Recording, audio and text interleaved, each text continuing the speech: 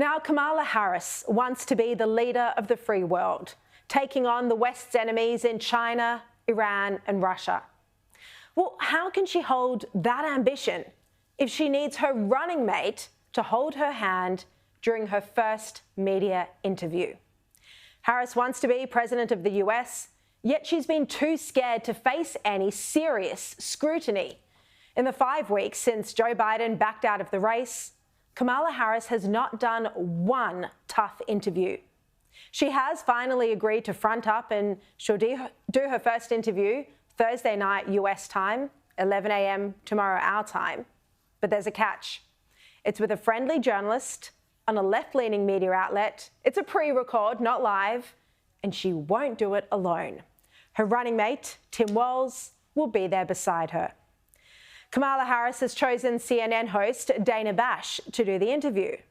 And it's not hard to work out why, when you look at what Dana has said about Kamala and the Democrats in the past. I just want to do a little bit of record correcting.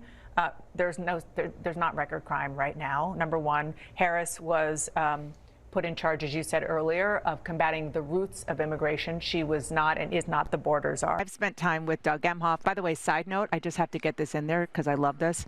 The video that played before his speech, narrated by their son, his ex-wife produced it. Right. There's a lot for President Biden to tout. Americans don't seem to be giving him the credit. Why is that, and what does he have to do to turn that around? The former president falsely claimed that the vice president, quote, happened to turn black for political reasons. You are the only black woman right now serving in the U.S. Senate. What do you make of all this?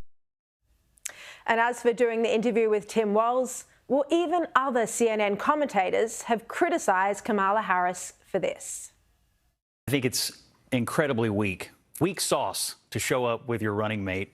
The fact that they don't have enough confidence in her to let her sit herself, the actual top of the ticket, and do a single interview. In fact, I think the hand-wringing and the gyrations over this over the last month show a troubling lack of confidence in her political ability, which also makes you wonder as a voter, well, what kind of president would you be if this kind of a small-time decision, can we do an interview or not, what does that look like for your decision-making process?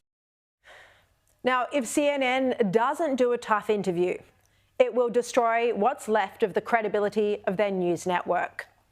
The Australian's Washington correspondent Adam Crichton says that CNN needs to ask, why does she now support a border wall that she once dubbed medieval?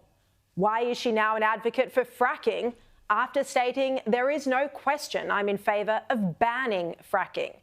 And why is there still not a single policy listed at KamalaHarris.com? But Crichton says her strategy of not speaking to the media has been working. It's been effective. She's just ahead of Trump in national polls, and this is a stunning turnaround in a little over a month. Now, Trump is also to blame for this. He's been criticised for sharing a sexist post that implies Kamala Harris only got to her position owing to sexual favours. And Donald Trump hasn't yet successfully reframed his political campaign to target Kamala Harris. But Trump's many faults, flaws and foibles are well known to the American public. He is, by now, a known quantity. Kamala Harris isn't. In fact, the Wall Street Journal editorial board says she's the least known presidential candidate in modern history and has had the least amount of media scrutiny. The paper's editorial says that having Walz as a chaperone in this interview, with a parachute to rescue her, is an insult to American voters. They said the vice president was handed the nomination in an inside job a month ago. Her views on the crucial issues she'd confront as president aren't clear. And what do we know has been dribbled out in campaign press statements that we are supposed to accept as her real views? Her campaign speeches amount to little more than gauzy rhetoric and vibes. Her strategy is to float at 40,000 feet from here to November, when we will all learn what she really intends as president, or perhaps more accurately, what her advisors and the Barack Obama aides now running her campaign intend. They say, how can we know what is true if Ms. Harris dodges serious questioning? I think those points by the Wall Street Journal editorial board are accurate and strong. And isn't Kamala embarrassed that she can't handle a media interview on her own?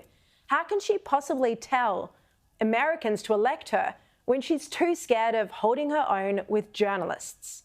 And how can Americans expect her to stand up to the Ayatollahs of Iran, President Xi or Putin, if she can't even face a tough interview with a single American journalist? If Kamala Harris wins in November, many political analysts have said she would be the most left-leaning president to sit in the Oval Office. Her positions on foreign and economic policy aren't just a matter of critical importance to the United States, but they've got reverberations globally too. Still regretting the blowtorch that they applied to Hillary Clinton, the establishment media in the US are now rolling out the red carpet for Kamala without so much as a raised eyebrow over her inconsistent policy positions. Those running for the highest office need to be subject to more scrutiny.